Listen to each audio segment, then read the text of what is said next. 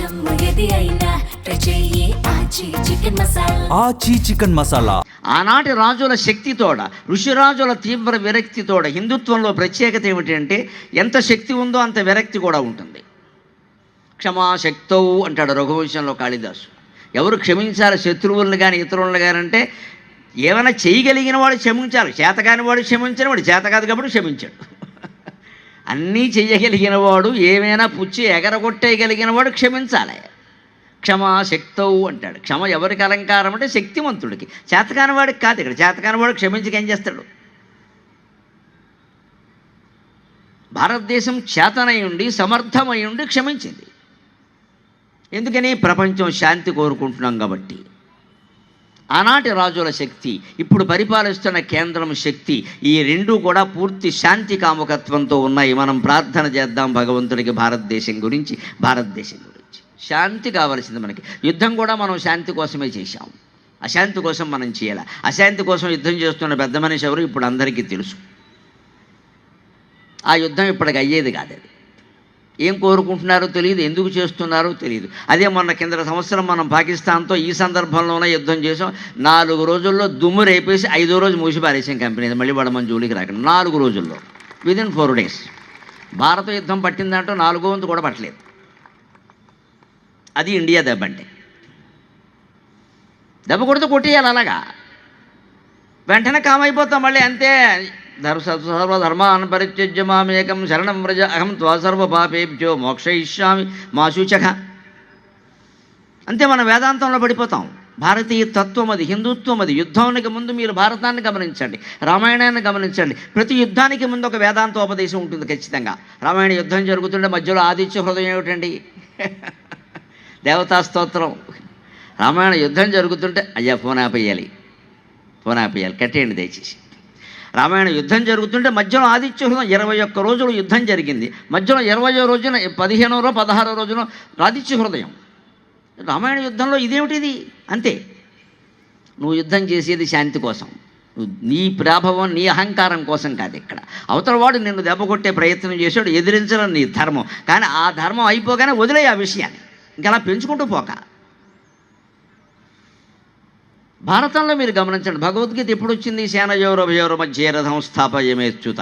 2 సైన్యాల్లో అటు 7 లక్షలు ఇటు 11 లక్షల సైనికులు, మొత్తం రథ గజ తురగ పదాతి బలాలన్నీ సమావేశమై సమూహమైన ఒక్క క్షణంలో భీష్ముడు శంఖాన్ని ఊదాడు అంటే మొత్తం ముందుకు దూకడానికి సిద్ధంగా ఉన్నాయి. అటువంటి స్థితిలో భగవద్గీత, యుద్ధానికి ముందు భగవద్గీత. ఇది కేవలం భారతదేశంలో మాత్రమే సాధ్యం, హిందూ తత్వ సిద్ధాంతంలో మాత్రమే సాధ్యం. మరో చోట ఉండదండి ఈ మాట, మరో చోట ఉండదు. యుద్ధానికి ముందు భగవద్గీత. ఉద్యోగ పర్వంలో శ్రీకృష్ణ రాయబారానికి ముందు సనత్సు జాతీయం. అక్కడ యుద్ధానికి ముచ్చట్లు జరుగుతున్న అప్పుడు సనత్ కుమారుడు సనత్సుజాతుడు ధృతరాష్ట్రుడికి వేదాంత బోధ చేస్తాడు. అంతేకాదు, ఇంకా విచిత్రం ఉంది. అశ్వమేధ పర్వం చివరిలో మళ్ళీ పాండవులు అశ్వమేధ యాగం చేసి బయలుదేరతారు అశ్వాన్ని తీసుకుని. అంతకుముందు ఉత్తర గీత, అనుగీత అంటారు, అనుసరించిన గీత ఉత్తర గీత, తరువాత గీత, బ్రాహ్మణ గీత అని కూడా అంటారు. ఒక బ్రాహ్మణుడికి భార్యకి జరిగిన సంవాదం రూపంలో శ్రీకృష్ణుడే చెబుతాడు స్వయంగా అర్జునుడికి, దాన్ని ఉత్తర గీత అంటారు. దాని తర్వాతే అశ్వమేధ యాగం. అశ్వంతో దండయాత్రకు వెళ్లే ముందు ఉత్తర గీత ఏమిటి? కురుక్షేత్ర యుద్ధానికి ముందు భగవద్గీత ఏమిటి? ఉద్యోగ పర్వంలో రాయబారాలు యుద్ధ పర్వాలకి ముందు సనత్సుజాతీయం ఏమిటి? రామాయణంలో రామరావణులు కలిసి యుద్ధం చేయడానికి 10 నిమిషాల ముందు ఆదిత్య హృదయం ఏమిటి? ఇది భారతీయ అంతఃసూత్రం. నువ్వు యుద్ధం చెయ్యి. ఎప్పుడు భారతీయ యుద్ధ సిద్ధాంతం ఒక్కటే, ప్రాచీన కాలం నుంచి ఈ రోజు వరకు కూడా. యుద్ధానికి నువ్వు కారణం కాకూడదు మిత్రమా. కానీ యుద్ధం అంటూ వస్తే మొదటి దెబ్బ మనమే కొట్టాలి, శత్రువుకు అవకాశం ఇవ్వకూడదు. ఖచ్చితంగా శత్రువుకు అవకాశం ఇస్తే వాడు కొట్టిన దెబ్బకి తిరుగులే, అవ్వకపోతే ఇంకేమిటి ఎక్కడ. ద్రోణాచార్యుడికి అర్జునుడికి ఘర్షణ వచ్చినప్పుడు శ్రీకృష్ణుడు అదే మాట చెబుతాడు. మా గురువుగారు ఆయన బాణాలు వేసాక నేను వేస్తా అంటే కృష్ణుడు అంటాడు, ఆయన వేసాక నువ్వు ఉంటావని ఏమైనా గ్యారంటీ ఉందా అన్నాడు ఆయన. ఇది యుద్ధం అయ్యా, గురువు శిష్యుడు కుదరదు ఇక్కడ. యుద్ధానికి వచ్చే ముందు ఆలోచించుకోవాలి. గురువే ఆలోచించలేదు, నీకెందుకు ఇక్కడ లేనిపోతుంది, వేసేయి అంటాడు.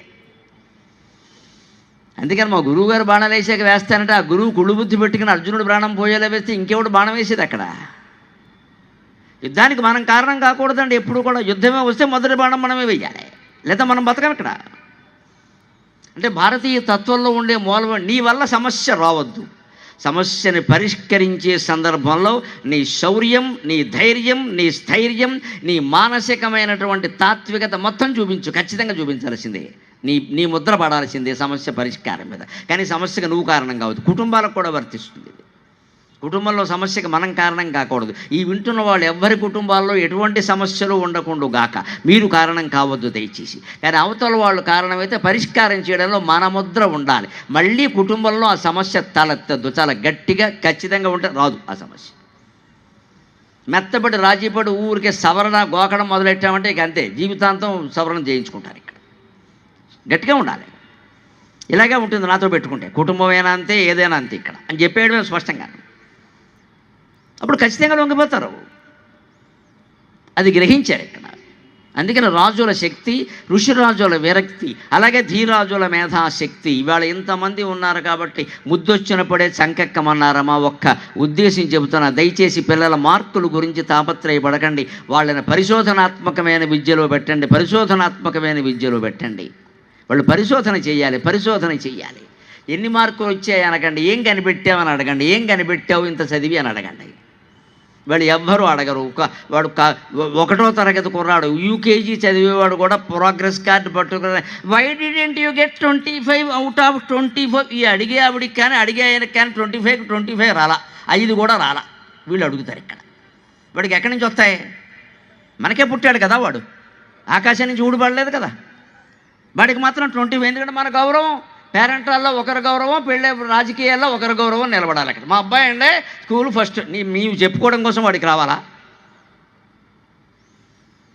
పిల్లలు చదువుకుంటున్నప్పుడే నువ్వు భారతదేశం కోసం చదువుతున్నావు, నువ్వు పరిశోధన కోసం చదువుతున్నావు అని చెప్పండి. అమ్మ అందరికీ నమస్కారం పెట్టి కోరుతున్నా, ఆ మాట చెప్పండి పిల్లలకి దయచేసి. నీ మార్కులు ముఖ్యం, ర్యాంకులు ముఖ్యం అని అనకండి దయచేసి. అంటే వాళ్ళు ఆత్మహత్యలే చేసుకుంటారు ఖచ్చితంగా. ఎందుకంటే ఆ ర్యాంకులు రావు.